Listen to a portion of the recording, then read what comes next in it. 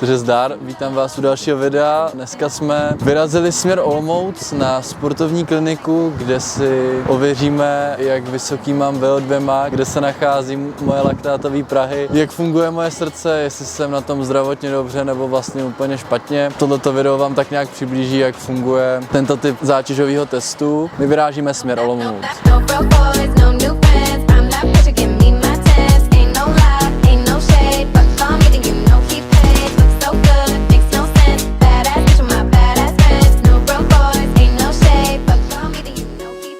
Tak jsme dorazili po necelé hodině a 3/4 do Olomouce. Klasická D1 byla zacpaná, ale nějak jsme to projeli. Cházíme se před sportovní klinikou v Olomouci, za půl hoďky tam máme být, takže tady ještě chvilku počkáme a potom se ozveme, už budeme vevnitř.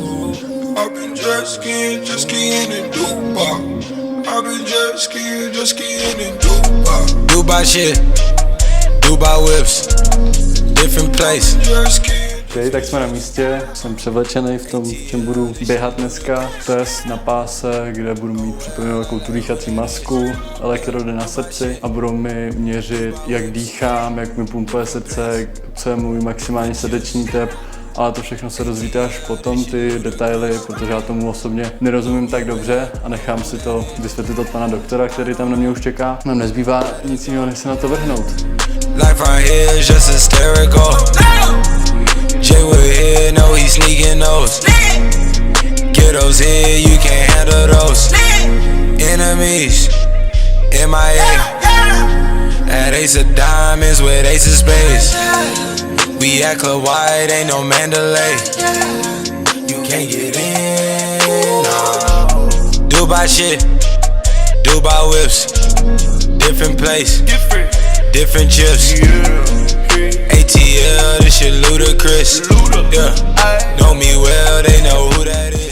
Po úvodní prohlídce, kde mě pan doktor prohlídl, podíval se, jestli mám rovnou páteř, jak je na tom můj celý pohybový aparát, tak na mě připevnil elektrody, 3 byly vepředu, 3 byly vzadu a potom na mě připevnil ještě takový přístroj, který odesílal všechny informace ohledně mého srdce do toho hlavního počítače, pak mi změřil ještě tlak a následovalo nasazení masky a popruhu, připevnil mě k pásu a ten popruh je tam z toho důvodu, kdybych náhodou spadl, udělal se mi špatně, tak automaticky vypne ten pás a mně se díky tomu nestane tak velký zranění, jako by se stalo, kdyby tam žádný pás nebyl.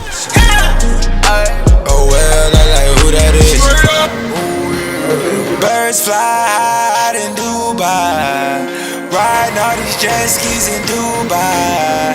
So much money, my jet ski go. Fishbowl, Super Bowl. I play with Montana and Rice before. Huncho not telling no lie. Oh, it's so hot in Dubai.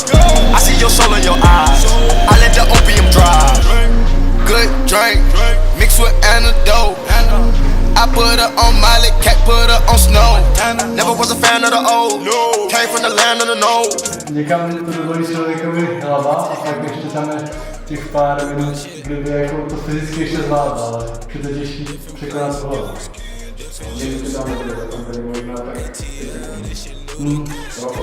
Já si myslím, že tam bylo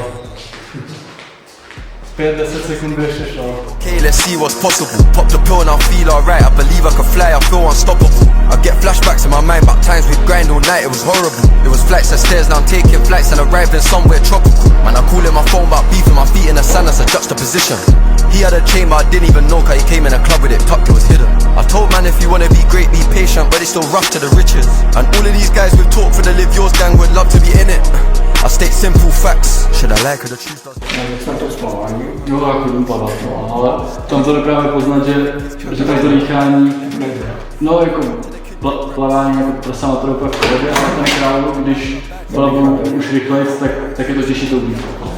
Tam se prostě máte nadechnout, že jdete de facto byste nezadrželi dech, že vydechnout, nezvou se nadechnout, protože to jako plavání spousta lidí říká, že je oddychání, že prostě ta technika těžká není, to plácání, že vody, ale prostě nadechnout se, když máte nadechnout teplý vzduch víc, tak se držíte jako na té hladině, pak se bude pokažit toho výdechu, nového nádechu, kteří prostě dělají, že pomalinku vydechují při tom kraulu, ale když se potápíte, prostě kapr taky nevypustí si, že jako vystí, jako blíže, to tam se jedně dělá tak, jako je lepší taky, že to dýchání je důležité, to může pomoct.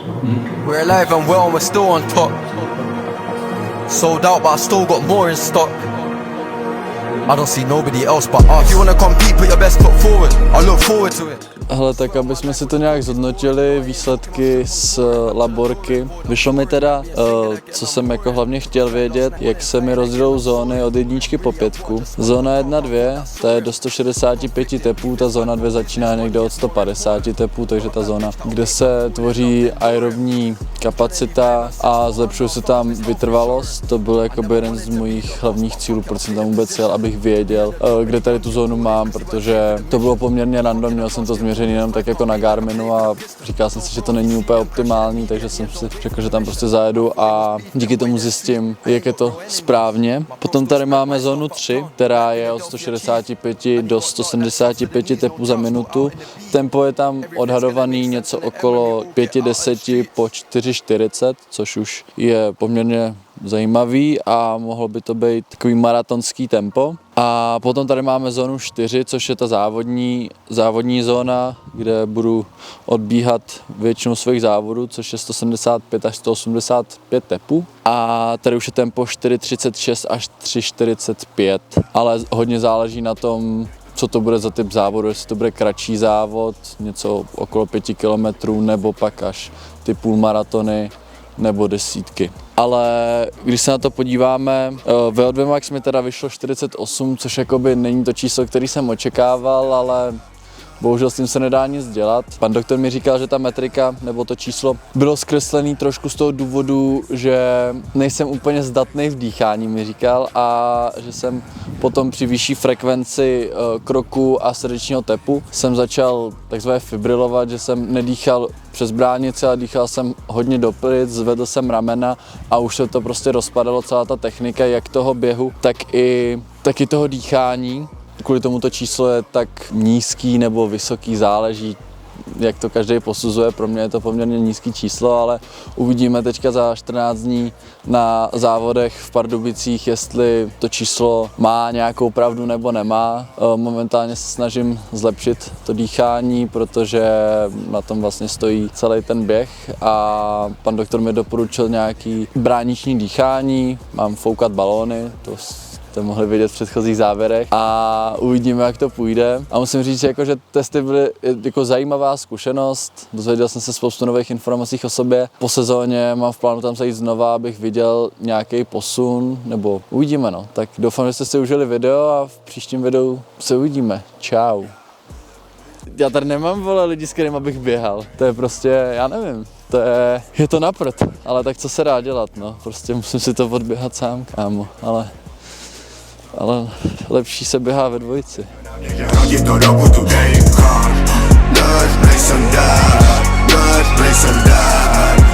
play some die.